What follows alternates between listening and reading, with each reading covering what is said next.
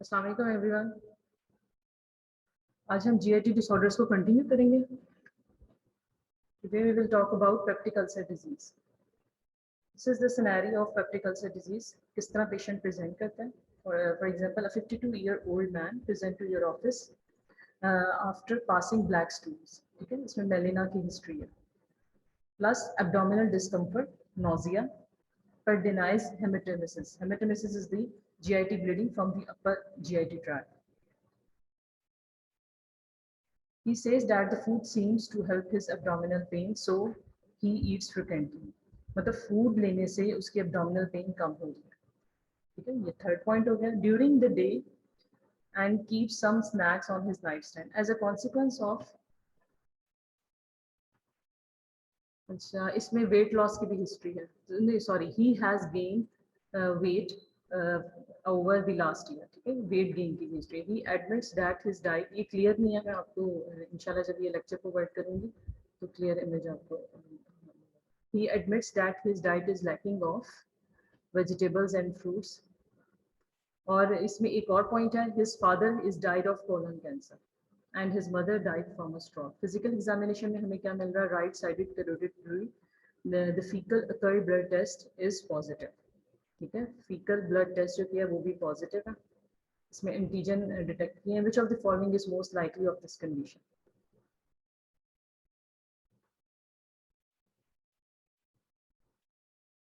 First of all, we revise some GIT anatomy and physiology. These are the parts of the GI stomach. First is the cardia, and the stomach is divided into three parts: fundus, body, and the pyloric antrum. This is the white portion is called antrum, and the constrictive portion is called pyloric sphincter. Okay, fundus, body, antrum, and pyloric sphincter, and this one is the cardiac sphincter.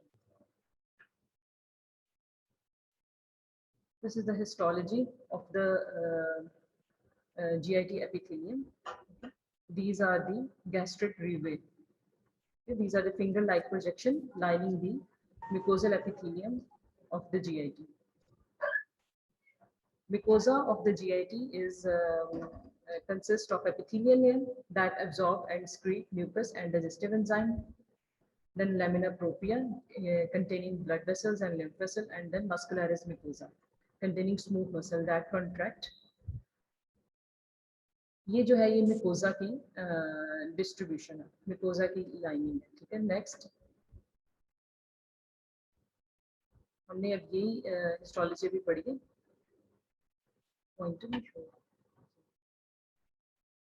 This is the mucosa, this is the lamina propria, and this is the muscularis mucosa।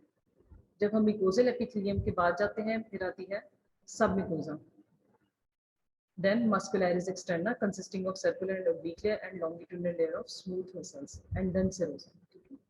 सब mucosa में main blood vessels present होती हैं और ये distribute करती हैं supply to the upper and the lower layers. ठीक है, मेनली कौन सी लेयर्स है? Mucosa, submucosa, muscularis externa and serosa. और मिकोजा में जो है वो गैस्ट्रिक र्यूगे प्रेजेंट है कंसिस्टिंग ऑफ सरफेस एपिथेलियम। ठीक है, then lamina propria and then muscularis mucosa. ठीक है, जो सेल्स प्रेजेंट है इन गैस्ट्रिक र्यूगे और द फिंगर लाइक प्रोजेक्शन, इनमें प्राइटल सेल्स आ जाते हैं, आप पढ़ चुके हैं, चीफ सेल्स एंड एंटेरोक्रोमोफिन सेल्स। इसके अलावा फोव्युलर सेल्स भी होते हैं। फोव्युलर सेल्स जो है वो म्यूकस स्क्रीट करते हैं। ठीक है, प्राइटल सेल्स का भी फंक्शन पता है आपको, ये सब आप इनके फंक्शंस पढ़ चुके हैं। ये डायग्राम भी सेल्स की डिस्ट्रीब्यूशन को ही शो कर रही है। This is called gastric pit. These are the enterochromophene cells, G cells, gastrin present होते हैं, स्टोमा D cells present होते हैं। D cells होते हैं मेनली पाइलोरिक स्फिंक्टर में प्रेजेंट होते हैं। ठीक है, मेन ये जो D cells होते हैं जो कि स्क्रीट करते हैं सोमैटोस्टेटिन, जबकि ये G cells, foveolar cells and chief cells, parietal cells, ये कहाँ प्रेजेंट होते हैं? ये फंडस और इंट्रम में प्रेजेंट होते हैं, फंडस, बॉडी एंड इंट्रम में।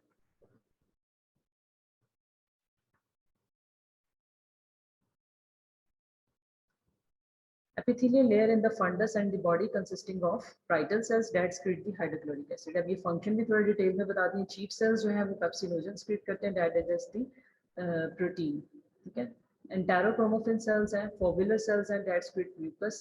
ठीक है. और delta sales that is present in the pyloric sphincter, or these secrete the somatostatin. The gastrocneuria are the finger-like projection consisting of parietal cells and enterochromophil cell and foveolar cells. ठीक है, fundus and body में. और जो enterochromophil cells हैं ये secrete करते हैं histamine. अच्छा, आपने ये याद रखना है कि जब भी हमारी बॉडी एक्टिव होती है, ठीक है, तो सिंपैथेटिक स्टिमुलेशन जो है सेंट्रल नर्वस सिस्टम से वो एक्टिवेट होते हैं. ठीक है. और जो न्यूरोट्रांसमीटर रिलीज होते हैं वो एपिनेफ्रिन और नॉर एपिनेफ्रिन है. जबकि जब हम रेस्टिंग कंडीशन में होते हैं, रेस्ट कर रहे होते हैं या हम कोई खाना खा रहे होते हैं, तो कौन सी sympathetic stimulation nervous system, autonomic nervous system activate होता है? Parasympathetic nervous system. ठीक है. पैरासिम्पैथेटिक स्टिमुलेशन एक्टिवेशन होती है और एसिटाइलकोलिन न्यूरोट्रांसमीटर जो है वो रिलीज करता है. ये न्यूरोट्रांसमीटर जो है ये इफेक्ट करता है एंटेरोक्रोमोफिन सेल्स पर, और एंटेरोक्रोमोफिन सेल्स जो है वो सिक्रीट करते हैं हिस्टामिन. ठीक है. हिस्टामिन जो होता है वो एक्ट करेगा प्राइटल सेल्स पे. H2 रिसेप्टर्स प्रेजेंट होते हैं प्राइटल सेल पे, हिस्टामिन उन पे एक्ट करेगा और HCl की सिक्रीशन इंक्रीज होगी. पीएच जो होती है स्टमक की 1.3 to 3.5 है. आपने ये जो है फंक्शन, नॉर्मल फंक्शन जो है याद रखना है. जो हम पेप्टिक अल्सर डिजीज में जो ट्रीटमेंट देंगे इन्हीं नॉर्मल फंक्शंस को देखते हुए देंगे. और डेल्टा सेल जो है सोमैटोस्टेटिन वो रिलीज करता है, pyloric end of the stomach में होता है. जब HCl बॉडी में इंक्रीज करेगा तो डेल्टा सेल्स एक्टिवेट होंगे. ठीक है. और सोमैटोस्टेटिन रिलीज होगा जो कि ब्लॉक करेगा पैरासिम्पैथेटिक सप्लाई. पैरासिम्पैथेटिक सप्लाई क्या रिलीज कर रही थी? एसिटाइलकोलिन. जब एसिटाइलकोलिन नहीं होगा तो हिस्टामिन नहीं रिलीज होगा. हिस्टामिन नहीं रिलीज होगा तो HCl की कॉन्सेंट्रेशन डिक्रीज हो जाएगी. ठीक है. ये एक्टिवेट होते हैं जब HCl की कॉन्सेंट्रेशन इंक्रीज करती है लिमन में, lumen of the stomach. The antrum of the stomach में G cells present है that secrete gastrin. ये मैं पढ़ चुके हैं. GIT हार्मोन है also found in the duodenum and the pancreas. Gastrin का फंक्शन मैं आपको बता चुकी हूँ. GIT हार्मोन्स में stimulate the parietal cells to secrete the hydrochloric acid and stimulate the growth of the glands. ठीक है. एट्रोफिक फंक्शन भी होता है इसका. इन ड्यूडेनम में क्या करता है? ये ब्रनर्स ग्लैंड प्रेजेंट होते हैं that secrete mucus rich in bicarbonate ions.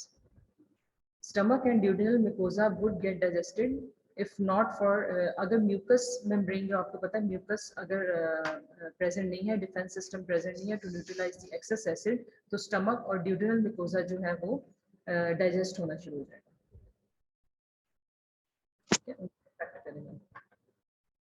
This is the cardiac portion of the stomach. The epithelial layer consists of foveolar cells that secrete mucus. ये बहुत main function है इसका. ठीक है. Defense system provide कर रहा है that secrete water and glycoproteins to protect the epithelial layer of the stomach from the excess HCl.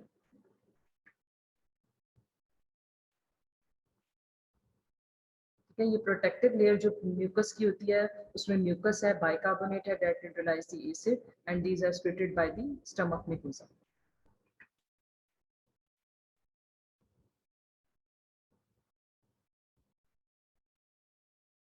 इसमें भी वही चीज इमेज में ये बताई गई है कि स्टमक वॉल जो होता है कॉन्स्टेंटली एक्सपोज्ड होता है टू दी एसिड. ठीक है. और उसमें थिक म्यूकस लेयर प्रेजेंट होती है जो कि प्रोटेक्ट करती है.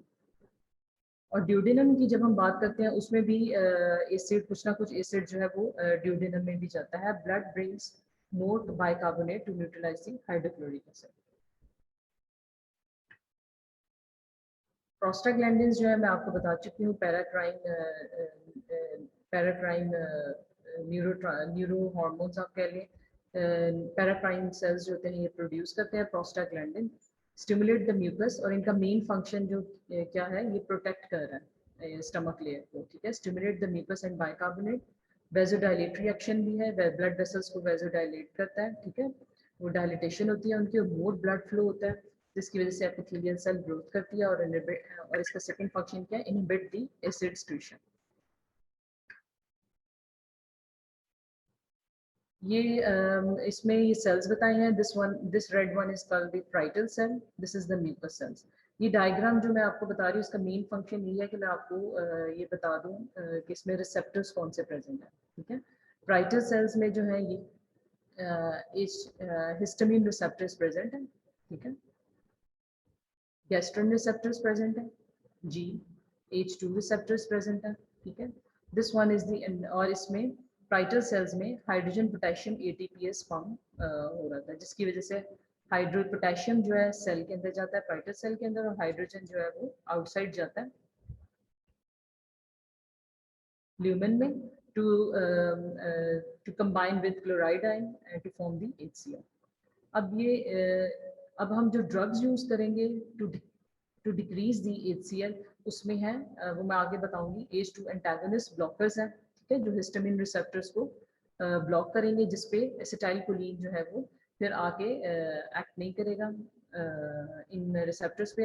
एसिटाइल कोलिन के लिए जो रिसेप्टर्स हैं उनमें ये कोलिनर्जिक रिसेप्टर्स प्रेजेंट है, ठीक है। पाराइटल सेल पे कोलिनर्जिक रिसेप्टर्स प्रेजेंट है, हिस्टामिन रिसेप्टर्स प्रेजेंट है, और गैस्ट्रिन के लिए जो रिसेप्टर्स जी वो प्रेजेंट है, ठीक है, और ये इन पे एक्ट करेंगे। अब ये हिस्टामिन कहाँ से आ रहा है मैं आपको बता चुकी हूँ, एंटेरोक्रोमोफिन सेल से आ रहा है। एंटेरोक्रोमोफिन सेल पे क्या चीज एक्ट करती है, फ्रॉम द एंटारिक नर्वस सिस्टम और central nervous system cholinergic parasympathetic fibres आते हैं और वो एसिटाइल कोलिन रिलीज करते हैं, और ये कोलिनर्जिक रिसेप्टर्स जो है एंटेरोक्रोमोफिन सेल्स पे इन पे एक्ट करेगा, और फिर एसिटाइलकोलिन की मदद से हिस्टामिन रिलीज होगा, और हिस्टामिन फर्दर रिलीज होके फ्रॉम द एंटेरोक्रोमोफिन सेल एक्ट करेगा पाराइटल सेल पे। इस तरह ये फंक्शन सारा चलता है। और जो म्यूकस सेल्स में है उसमें प्रोस्टाग्लैंडिन रिसेप्टर्स प्रेजेंट है, ठीक है। इसके अलावा पैरासिम्पैथेटिक कोलिनर्जिक रिसेप्टर्स भी प्रेजेंट है, ठीक है, and this one is the lumen. अब इंट्रम में भी ये बताया हुआ है, डी सेल्स प्रेजेंट है, ठीक है, और जी सेल्स प्रेजेंट है। फर्दर मैं आपको बाद में ये बताती हूँ किस तरह ये एक्ट करते हैं, और हाइड्रोजन पोटेशियम ATPase पंप जो है ये कैसे ब्लॉक होगा।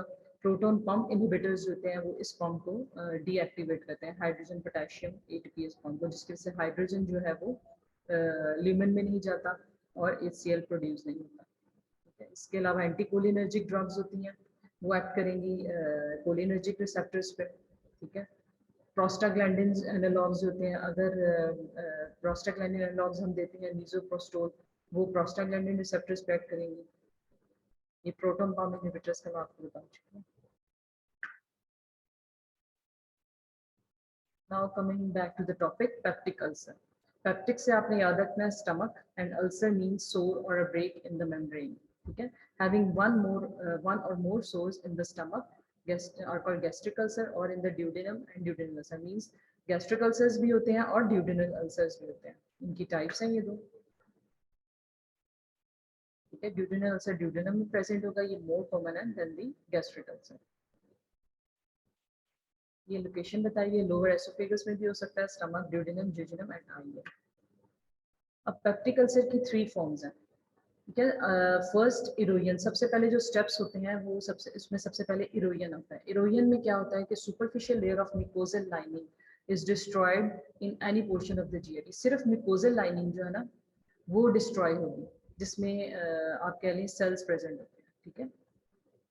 अल्सर कब होता है, जब मस्कुलरिस म्यूकोजा तक डैमेज होगा, when damage extend up to the mucosa, submucosa और muscularis externa, that may lead to the GIT bleeding. Haematemesis जो होती है from the mouth, GIT bleeding from the mouth is called haematemesis, ठीक है। ये भी इस तरह पेशेंट जो है इस सिम्टम के साथ भी प्रेजेंट कर सकता है। परफोरेशन में क्या होता है, परफोरेशन में होल लेयर जो होती है वो डैमेज हो जाती है और होल प्रोड्यूस हो जाते हैं, ठीक है।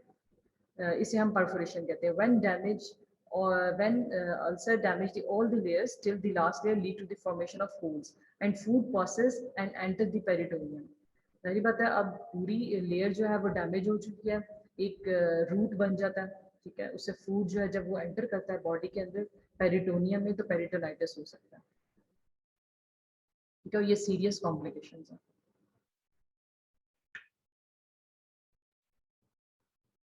मेन जो लोकेशंस है पेप्टिक अल्सर की, lesser curvature, antrum junction between the body and the antrum, ठीक है।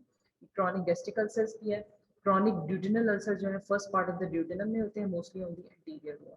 मेल टू फीमेल रेशियो देखते हैं तो गैस्ट्रिक अल्सर में 2:1 है, जबकि ड्यूडेनल में मेल में 5, मेल टू फीमेल रेशियो जो है 5:1 है, मेल में ज़्यादा कॉमन है। टाइप्स जो है इसकी एक्यूट है, क्रॉनिक है, ठीक है। क्रॉनिक जो है वो लॉन्ग टर्म कंडीशन होती है, both can penetrate the muscularis mucosa. Definition क्या है? Circumscribed ulceration of the GIT mucosa occurring in the areas exposed to acid and pepsin and most often caused by Helicobacter pylori infection। ये सबसे main इसका main इसकी cause है, ये आपने याद रखनी है पेप्टिक अल्सर में, हेलिकोबैक्टर पाइलोराई। इसी को हम फिर फर्दर डिटेक्ट करेंगे थ्रू इन्वेस्टिगेशंस और ट्रीट करेंगे। ड्यूडेनल अल्सर जो है most often in the first portion of the duodenum, greater than 95% जो है वो first portion of the duodenum में होता है। ये एमसीक्यूज के लिए आंसर क्वेश्चन इंपॉर्टेंट है। Chronic condition with spontaneous relapses and remission lasting for decades. अगर किसी में क्रॉनिक ये कंडीशन चलती रहती है तो क्रॉनिक अल्सर्स हो जाते हैं, वो फर्दर जो है वो गैस्ट्रिक कार्सिनोमा भी काज कर सकते हैं, ठीक है। Causes of the damaged system.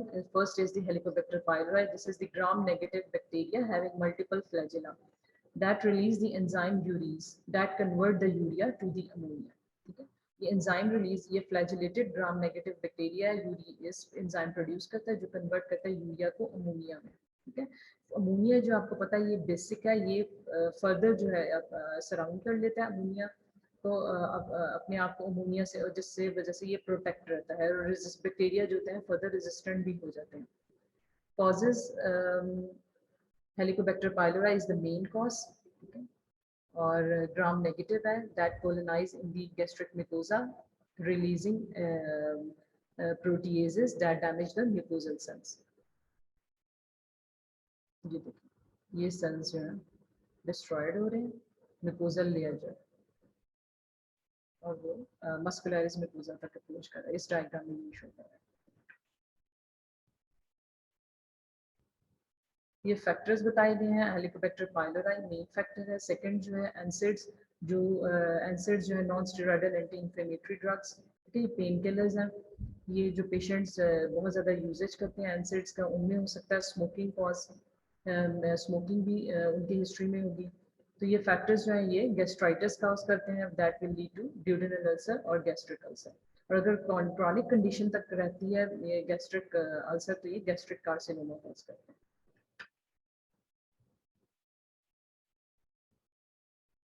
ये भी फैक्टर्स बताए गए हैं causes. in addition to Helicobacter pylori, there is a stress, emotional trauma, surgical stress, injury to the mucus producing cells, excess acid production in the stomach, hormone. अगर gastrin जो है आपको पता है कि गैस्ट्रिन जो है वो स्टिमुलेट करता है ईसीएल सिक्रीशन को, अगर इसकी ज़्यादा स्टिमुलेशन हो रही हो तो उससे भी हो जाता है। ड्रग्स जो कॉज कर रही हैं वो है aspirin, non steroidal anti inflammatory drugs और स्टीरॉइड्स।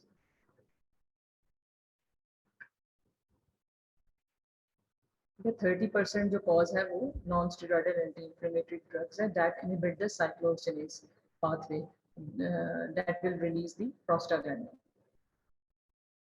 आप आगे फर्दर पढ़ेंगे इनकी किस तरह फॉर्मेशन होती है प्रोस्टाग्लैंडिन की पाथवेज, तो वो जो पाथवे को इनहिबिट करता है ये ड्रग्स हैं, that leaves the gastric mucosa susceptible to damage.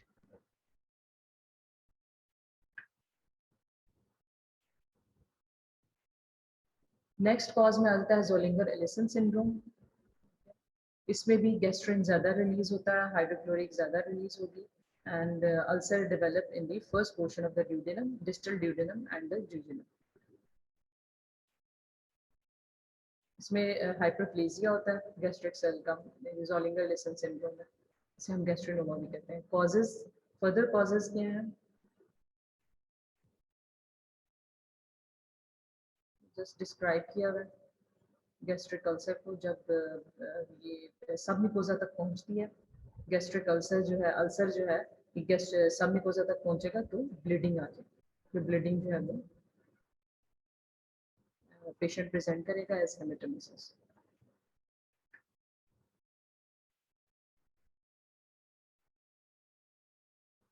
तो वेरी डीप अल्सर के केस में ब्लीडिंग होगी और hemorrhage into the GIT, rapid loss of the blood, that will lead to shock. जब ज़्यादा ब्लीडिंग हो जाएगी तो पेशेंट का ब्लड प्रेशर लो हो जाएगा और पेशेंट शॉक की कंडीशन में प्रेजेंट करेगा।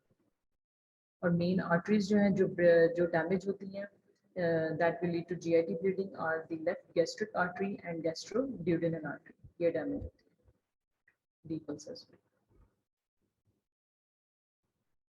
इसमें perforation बताई है that perforation always allows the GIT contents into the peritoneal cavity. This is the complication of duodenal ulcer. और इसमें होता क्या है, जब जाहिर बात है एक रूट जो है ओपन हो गया, एबनॉर्मल रूट, तो हम जब एक्सरे करेंगे तो उसमें एयर अंडर द डायफ्राम हमें नजर आएगी। और इसके अलावा इस जो पेशेंट प्रेजेंट करता है परफोरेशन के केस में रैपिड पेन होती है अप टू द शोल्डर, ठीक है, शोल्डर पेन होगी। और वो क्यों होती है, इसलिए कि डायफ्राम, जब एयर अंडर द डायफ्राम आती है तो वो इरिटेट करती है फ्रेनिक नर्व को। फ्रेनिक नर्व जो है वो डायफ्राम को सप्लाई कर रही है, ठीक है। और ये फ्रेनिक नर्व की इरिटेशन की वजह से शोल्डर पेन भी शोल्डर पेन के साथ पेशेंट प्रेजेंट करता है।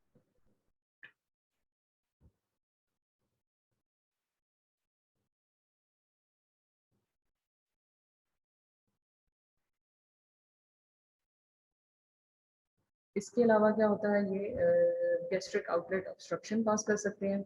ड्यूडन लॉन्ग स्टैंडिंग ड्यूडेनल अल्सर्स जो है वो गैस्ट्रिक आउटलेट ऑब्स्ट्रक्शन कॉज कर सकते हैं। इसके अलावा जो जीआईटी मोटिलिटी, जब फूड कंटेंट जो है वो एक परफोरेशन हुई है या आप कह लें अल्सर हुआ है, तो जीआईटी कंटेंट जो है वो उसके कलेक्ट करते जाते हैं उसके आगे, और जिसकी वजह से ऑब्स्ट्रक्शन कॉज होती है, जीआईटी ऑब्स्ट्रक्शन।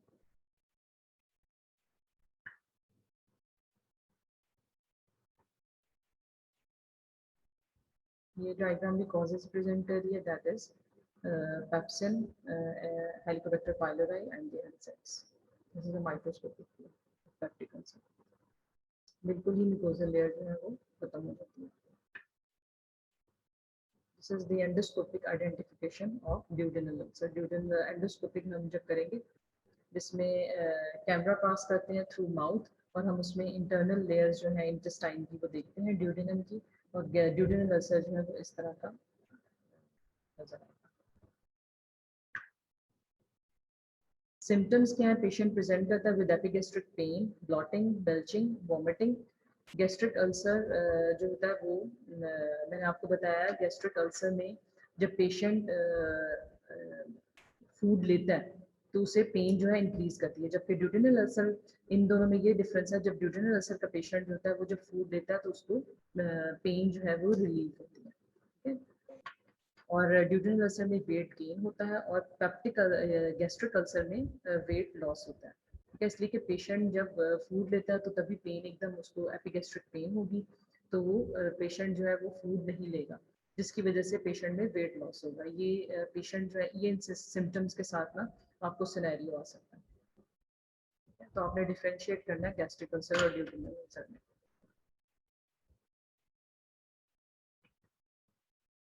इसके अलावा मैं आपको बता चुकी हूँ हेमेटोमेसिस जीआईटी ब्लीडिंग के साथ कॉफी ग्राउंड वॉमिटिंग होती है, that is the digested blood. इसके अलावा जर्नल जो है वो डिस्पेप्सिया, एपिगैस्ट्रिक डिस्कम्फर्ट, टेंडरनेस होती है। आयरन डेफिशिएंसी अनीमिया होगा, ज़रूरत है ब्लड लॉस अगर हो रहा है तो आयरन डेफिशिएंसी अनीमिया हुआ। इसके अलावा जब अल्सर्स होंगे तो जाहिर बात है म्यूकोजल लाइनिंग जो है वो डैमेज हो चुकी है। इसके अलावा मल्टीपल विटामिन डेफिशिएंसीज होंगी जिसमें आयरन डेफिशिएंसी भी हो सकती है, ठीक है, मैल अब्जॉर्प्शन की वजह से। और जो दूसरी सिम्टम है दैट इज मेलिना। मेलिना इसमें क्या होता है कि लोअर जीआईटी ट्रैक से ब्लड पास होगा। हेमेटोमेसिस तो हमने कहा था कि अपर जीआईटी ट्रैक से ब्लड ब्लीडिंग होती है। जब लोअर जीआईटी ट्रैक से ब्लीडिंग होगी तो हम उसे मेलिना कहते हैं, that is tarry black stools. ये भी इसकी कैरेक्टरिस्टिक फीचर है। ये डिफरेंस मैं आपको बता चुकी हूँ, गैस्ट्रिक अल्सर और ड्यूडेनल अल्सर में आपने कैसे डिफरेंशिएट करना है। Food in the stomach irritates the gastric ulcer, and food in the stomach will decrease the pain or improves the pain in case of duodenal ulcer. ये detail से difference बताया गया है जिसमें आपने वेट लॉस का याद रखना है, ठीक है। और ये सारा आप डिटेल से आप पढ़ लेना। बाकी हेमरेजेस क्या है, गैस्ट्रिक अल्सर में मेनली हेमेटोमेसिस होती है और ड्यूडेनल अल्सर में मेलिना होता है। मेलिग्नेंसी जो है वो गैस्ट्रिक अल्सर में कॉमन है। एग्रीवेटिंग फैक्टर्स में गैस्ट्रिक अल्सर में फूड है, ठीक है, और ड्यूडेनल अल्सर में पेन रिलीव होती है ऑन ईटिंग फूड और आफ्टर टेकिंग फूड।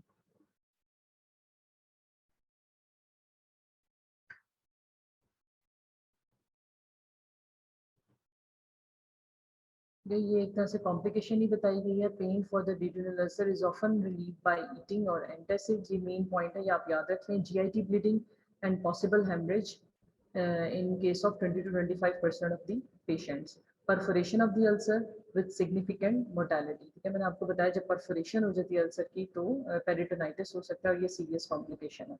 इसके अलावा ऑब्स्ट्रक्शन हो सकती है जीआईटी ट्रैक्ट की, पेशेंट को कॉन्स्टिपेशन हो सकती है, ठीक है, और वो एक्सरे पे ये जो ऑब्स्ट्रक्शन है जीआईटी की ये हम देख सकते हैं। डायग्नोज कैसे करेंगे? एंडोस्कोपी है, बेरियम मील बाद में हम कंट्रास्ट एक्सरे करते हैं, ठीक है, to see the erosion perforation and structure, ठीक है। इसमें पेशेंट को हम बेरियम देते हैं सोल्यूशन, उससे क्या होता है, और बाद में हम फिर एक्सरे करते हैं पेशेंट का। अब ये बेरियम जो है वो पूरी जीआईटी ट्रैक से मूव करता है, जाहिर बात है, और इससे फिर हम ये देख लेते हैं कि कहाँ कहाँ एरोजन हुई है, कहाँ परफोरेशन है और कहाँ स्ट्रक्चर्स प्रेजेंट है, मतलब नैरोइंग कहाँ हुई है। फर्दर हम बायोप्सी ले सकते हैं थ्रू एंडोस्कोपी। हम बायोप्सी लेंगे जिसमें हम बैक्टीरिया को रूल आउट कर सकते हैं और इसके अलावा मेलिग्नेंसी को, ठीक है। हेलिकोबैक्टर पाइलोराई जो है उसको हम किस तरह डायग्नोस करते हैं? बाय एंडोस्कोपिक साइटोलॉजी, ठीक है। बायोप्सी लेते हैं, स्पेशल स्टेन्स के थ्रू से कल्चर करते हैं। इसके अलावा जो टेस्ट है नॉन इन्वेसिव वो है यूरीज ब्रेथ टेस्ट। इसमें इसमें हम क्या करते हैं, यूरिया के कैप्सूल देते हैं पेशेंट को, और उसके बाद पेशेंट जो है वो कुछ मिनट्स के बाद पेशेंट को हम कहते हैं कि, और उसके बाद फिर हम उसको वाटर इनटेक करवाते हैं। फिर हम पेशेंट को कहते हैं कि ब्लो करो बैलून के अंदर। फिर उसमें अब जो गैस होती है बैलून के अंदर उसको उसमें हमने डिटेक्ट करना होता है मेनली अमोनिया। मैंने आपको बताया कि हेलिकोबैक्टर पाइलोराई का फंक्शन जो है कौन से एंजाइम प्रोड्यूस कर रहा है, urease enzyme that convert the urea into ammonia. फिर हम डिटेक्ट कर लेते हैं अमोनिया गैस अगर प्रेजेंट होगी तो इसका मतलब पेशेंट में हेलिकोबैक्टर पाइलोराई जो है वो पॉजिटिव है। डायग्नोसिस में हम इसके अलावा फीकल एंटीजन टेस्ट करेंगे, स्टूल टेस्ट करेंगे, ठीक है। उसमें एंटीजन जो है वो ऑफ हेलिकोबैक्टर पाइलोराई डिटेक्ट हो सकता है। उस दौरान हमने टेस्ट लेने से पहले पेशेंट को कहना है कि आपने कोई भी ट्रीटमेंट नहीं लेना अल्सर का। इसके अलावा सेकंड में आपको बता चुके हैं urea breath test.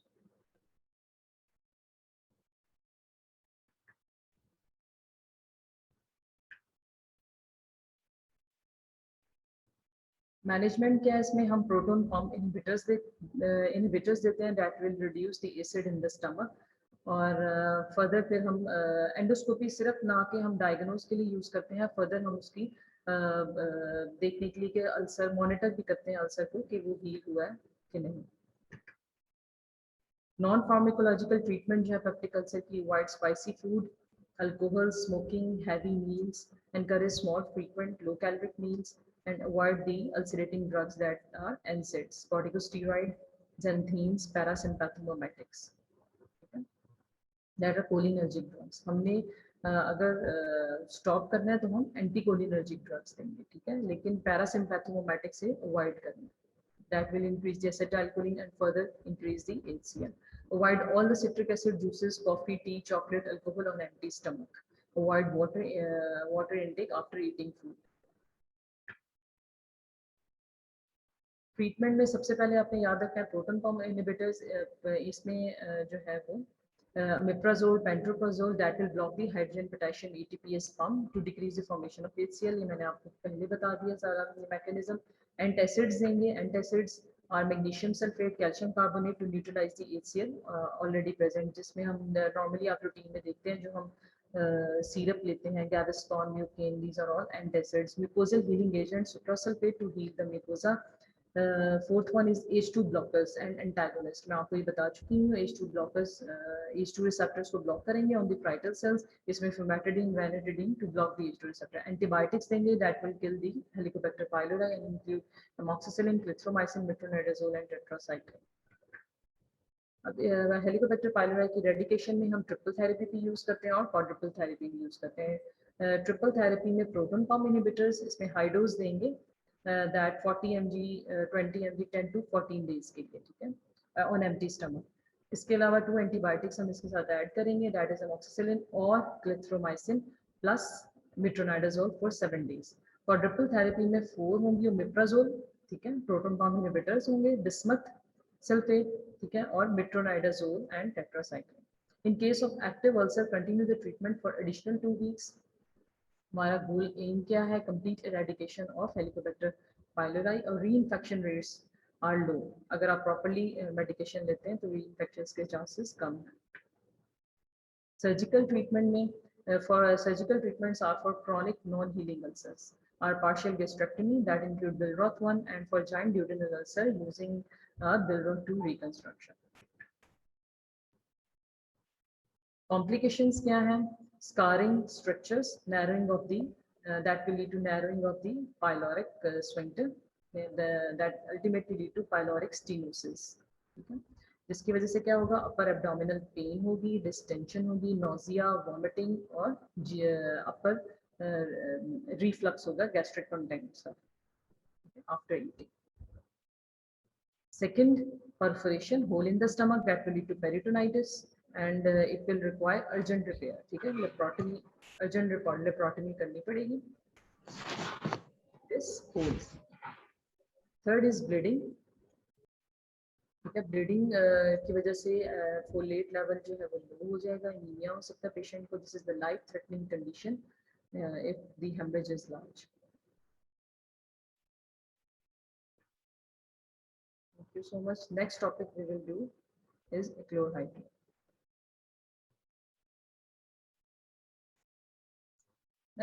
Next topic we will do in the GIT disorder is cystic fibrosis.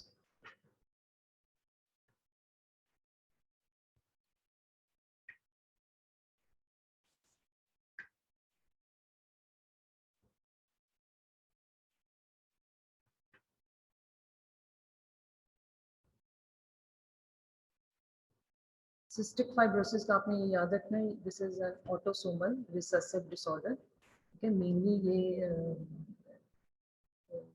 Mainly ये जो था बच्चों में होता है कॉमन, ठीक है, एडल्ट्स में भी है लेकिन ज़्यादा रेशियो जो है वो बच्चों में है। ये किस जीन से हो रहा है? आपको पता चला ये autosomal recessive gene means it's a genetic disorder. किस जीन में चेंजेस आती हैं? CFTR gene is responsible for salt and water movement across the epithelial cell membrane. Increase the sodium and chloride content in the sweat. अब इस gene में जैसे ही defect आएगा तो ये जो फंक्शन है इस जीन का कि ये प्रोटीन्स बनाती हैं जो कि इन्वॉल्व होती हैं in making the channels in the epithelial cell membrane में चैनल्स बनाती है ये जीन, ठीक है, जो कि अलाउ करती है क्लोराइड और इनको क्लोराइड एंड फर्दर फॉलो करता है फॉलोड बाय सोडियम और फिर वाटर। इस तरह सोडियम और क्लोराइड कंटेंट जो है वो डिस्टर्ब हो जाते हैं, ठीक है, ल्यूमेन में या आप कह लें स्क्रीशंस में और ग्लैंडुलर सेल्स में, जिसकी वजह से आगे फर्दर प्रॉब्लम्स आती हैं, ठीक है। Second, increase reabsorption of sodium and water from the respiratory epithelium. अब ये जीन जो है इसके मल्टीपल फंक्शन है, डिफरेंट ग्लैंड्स पे एक्ट कर रही है और डिफरेंट सेल्स में। फर्स्ट इज द मेन जो इसका सिस्टम है वो रेस्पिरेटरी एपिथेलियम है। सेकंड, इसके अलावा डाइजेस्टिव सिस्टम पे एक्ट करती है, वेरियस ग्लैंड में, स्वेट ग्लैंड्स, पैंक्रियाटिक ग्लैंड्स, ठीक है, इन पे इफेक्ट करती है। इसके अलावा अदर ऑर्गन्स भी हैं जिसमें रिप्रोडक्टिव सिस्टम का आ जाता है, उस पर भी ये इफेक्ट करता है। फर्दर मैं आपको डिटेल में बताऊंगी। दैट विल लीड टू, अब इसके कॉन्सिक्वेंस क्या होते हैं इस जीन की म्यूटेशन में या डिस्ट्रक्शन में? Relative dehydration predisposed to chronic bacterial infection and ciliary dysfunction lead to bronchiectasis. अब जब सोडियम और क्लोराइड कंटेंट जो है वो ग्लैंडुलर स्क्रीशन में ज़्यादा होगा या म्यूकस में आप कह लें ज़्यादा होगा, तो म्यूकस जो है वो स्क्रीशन थिक हो जाएंगी, इधर वो रेस्पिरेटरी एपिथेलियम में प्रेजेंट हो या स्वेट स्क्रीशन में हो, ठीक है। अगर ये लंग्स में ये कंडीशन आती है तो इसे हम कहते हैं bronchiectasis. This is the lung disease जिसमें क्या होता है, म्यूकस जो होता है, जो कि म्यूकस नॉर्मल म्यूकोजल म्यूकस जो होता है वो प्रेजेंट होता है epithelial lining of the respiratory system में, ठीक है, जिसमें सीलिया प्रेजेंट होते हैं जो कि मूव करते हैं म्यूकस को। जब ये म्यूकस थिक हो जाएगी तो इसमें जो ये रिमूव, और ये म्यूकस अपना फंक्शन नहीं कर सकेगी, मींस डस्ट पार्टिकल्स को रिमूव नहीं कर सकेगी, इसमें बैक्टीरिया जो है उनको रिमूव नहीं कर सकेगी, और स्टेसिस थिक होने की वजह से स्टेसिस होगी सीलिया के ऊपर, और स्टेसिस की वजह से बैक्टीरिया की ओवर ग्रोथ हो जाएगी, ठीक है। इससे क्या होगा, मल्टीपल क्रॉनिक बैक्टीरियल इन्फेक्शंस होंगे, ठीक है, सिलरी डिसफंक्शन हो जाएगी, that will lead to bronchitis. causes disorder in the gut epithelium, pancreas, liver and reproductive tract, ठीक है। इसके अलावा दूसरे जो ऑर्गन्स हैं लंग्स के अलावा, गट एपिथेलियम, पैंक्रियास पे इफेक्ट करता है, लिवर पे और रिप्रोडक्टिव ट्रैक्ट पे। मेन आपने ये याद रखना है, CFTR जीन में प्रॉब्लम है।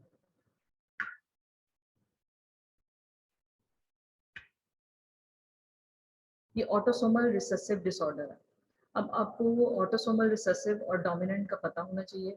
डोमिनेंट में क्या होता है कि अगर एक जीन भी एंटर हुई है अफेक्टेड चाइल्ड में तो वो उसमें डिजीज हो जाती है, ठीक है, चाइल्ड जो है वो अफेक्टेड हो जाता है, और जिस पे जीन नहीं जाएगी वो अनअफेक्टेड चाइल्ड है, ठीक है। और इसमें 50% रेशियो होती है ऑटोसोमल डोमिनेंट में कि वो 50% ऑफस्प्रिंग्स को इफेक्ट कर सकता है। जब हम आते हैं ऑटोसोमल रिसेसिव के केस में, तो इसमें क्या है, अगर किसी चाइल्ड में अगर ये डिजीज ट्रांसफर होनी है तो दोनों पेरेंट जो है वो कैरियर होने चाहिए, मींस अगर ऑफस्प्रिंग में दोनों तरफ से अगर जीन आएगी तो ही पेशेंट जो है वो इफेक्ट हो सकेगा, चाइल्ड जो है वो इफेक्ट हो सकेगा और डिजीज होगी।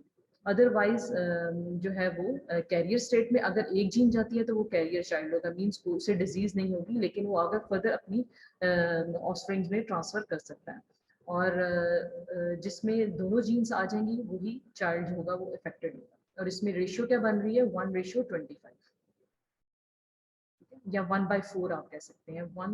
अगर दोनों पेरेंट्स जो है वो कैरियर हैं तो वन चाइल्ड जो होता है उनका इफेक्टेड होता है, मीन्स 25%, और डोमिनेंट के केस में 50%।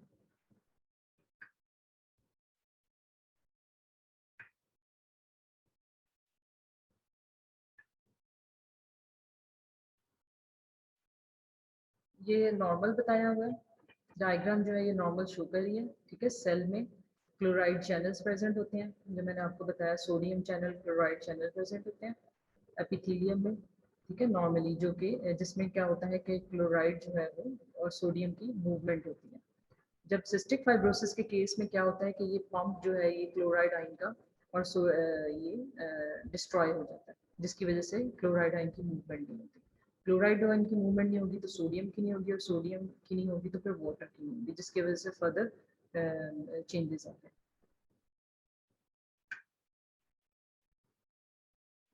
इन case of sweat gland, normally क्या होता है, chloride influx into the sweat gland sales, ठीक है। क्लोराइड जो है वो सेल्स के अंदर नॉर्मली जाता है, and less chloride in the sweat ducts, less chloride in the sweat, this is the normal chloride sweat से हम इसे आइडेंटिफाई करेंगे, मीन्स स्वेट नॉर्मल जो स्वेट ग्लैंड्स होते हैं उनमें सेल्स के अंदर क्लोराइड प्रेजेंट होगा, ठीक है, और लेस जो है वो स्वेट में जाएगा, स्क्रीशंस में, उसकी स्क्रीशन में कम क्लोराइड जाएगा, ठीक है। ये नॉर्मली होता है, लेकिन जब सिस्टिक फाइब्रोसिस होगी और जब जीन में म्यूटेशन आएगी CFTR जीन में, तो क्या होगा कि डिक्रीज क्लोराइड आइन influx into the sweat gland cells, that will lead to the more chloride in the sweat ducts and more chloride in the sweat secretions, so abnormally high chloride sweat test इसमें आएगा।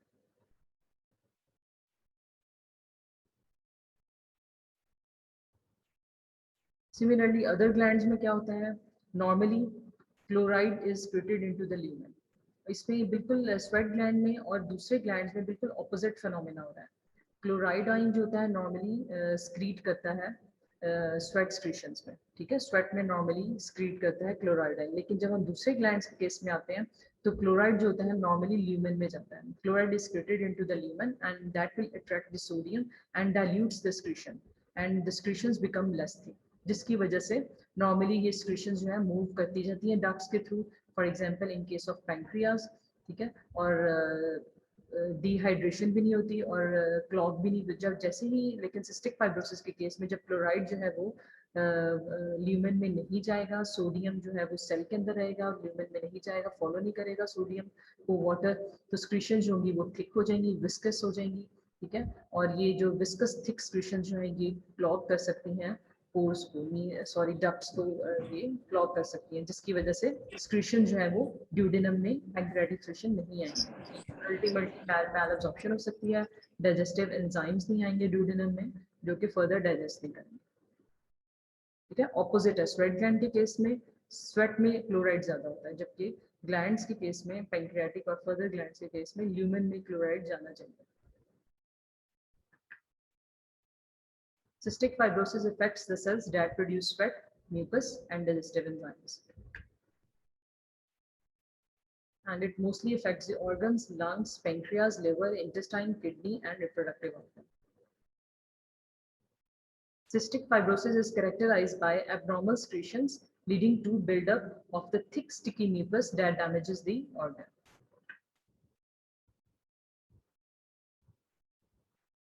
In cystic fibrosis, the fluid becomes thick and sticky, and that may clogs the tubes, ducts, and passageways in the body. Either these tubes are pancreatic ducts or passageways are the airways. Patient को respiratory problems हो सकती हैं. It may be built up in the lungs and block the airways. ठीक है, ये patient जो है ये नॉर्मली लाइफ इनके लिए बहुत मुश्किल होती है। मेरी बात है, जब पेशेंट को सांस नहीं आ रहा होता तो ऑक्सीजन की इन्हें जरूरत पड़ती है। This makes it easy for the bacteria to grow and may lead to lung infection. जब स्क्रीशंस जो है वो म्यूकस जो है वो थिक हो जाता है वो, जिसकी वजह से लंग इन्फेक्शन हो जाते हैं।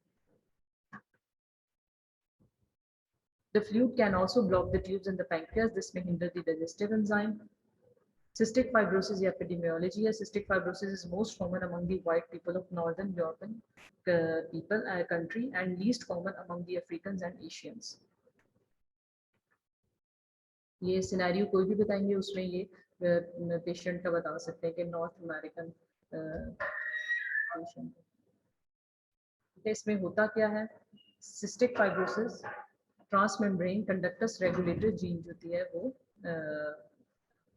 लोकेटेड है ऑन द क्रोमोसोम 7 जो कि डिस्ट्रॉय होती है।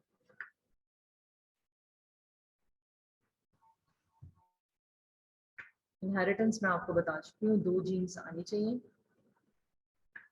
To affect the child.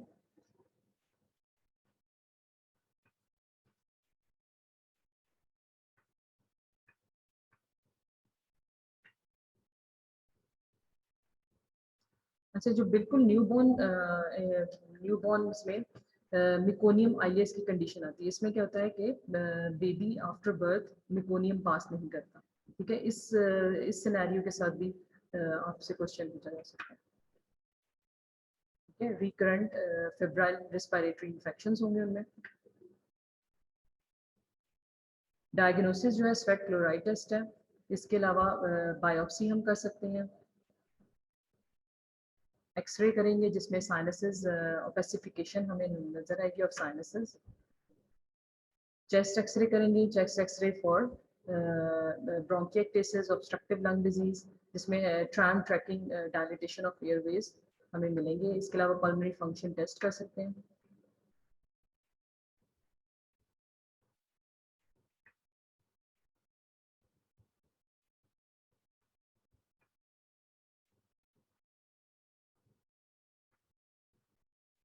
ठीक है, ये मेन पॉइंट्स आपने याद रखना है। It is an autosomal recessive disorder, ठीक है।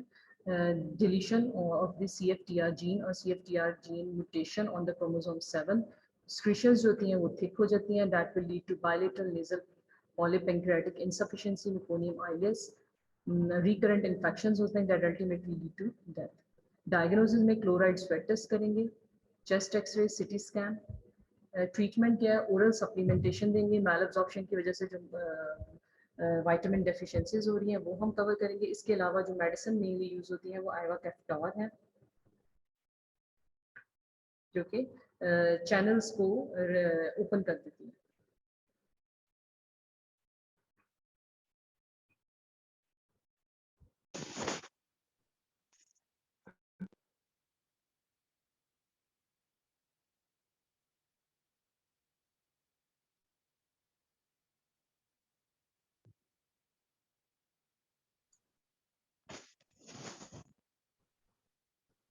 क्लिनिकल पिक्चर क्या है इसकी? Bowel obstruction, failure to thrive, patient जो बच्चों में वेट गेन नहीं होगा, स्टिटोरिया, फैटी स्टूल्स पास करेंगे इसलिए कि पेंक्रियाटिक एंजाइम नहीं स्प्लिट हो रहे ड्यूडेनम में for the digestion of food, तो स्टिटोरिया की कंडीशन के साथ भी पेशेंट प्रेजेंट करेगा। चेस्ट एंड सिम्टम्स होंगी इन द यंग चाइल्ड। मैंने आपको बताया था रिप्रोडक्टिव ऑर्गन्स पे भी ये इफेक्ट करती है, ठीक है। इन बच्चों में वॉस डिफरेंस एब्सेंट होगी in 98% in the males with cystic fibrosis. Seminal vesicular dysfunction,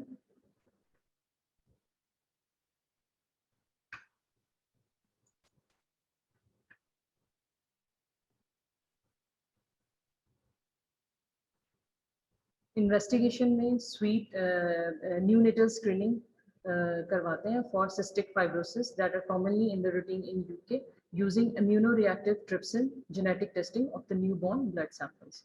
इसके अलावा स्वेट क्लोराइड टेस्टिंग करेंगे एंड जीनोटाइपिंग। ट्रीटमेंट में हम सिम्टोमेटिकली पेशेंट को ट्रीट करेंगे, लंग कंडीशंस हैं, लंग कंडीशंस को ट्रीट करेंगे। अगर जीआईटी लेवल पे प्रॉब्लम्स आ रही हैं, मैल एब्जॉर्प्शन की, ऑब्स्ट्रक्शन की, हम उस लेवल पे जाके बिलियरी सिरोसिस हो सकता है इन पेशेंट में, गैल स्टोन्स हो सकती हैं कॉम्प्लिकेशंस में। इसके अलावा रिस्पायरेटरी में वही progressive airway obstruction, bronchiectasis, respiratory failure, pneumothorax. Others में male infertility, stress and continence due to the repeated force cough. Chest infection की वजह से जो कफ रहती है पेशेंट में, उसकी वजह से स्ट्रेस इनकॉन्टिनेंस। ट्रीटमेंट क्या है? Lumacaftor and ivacaftor, this is the new oral therapy. इसके अलावा gene therapy and messenger RNA editing therapies भी हो रही है, ठीक है ना।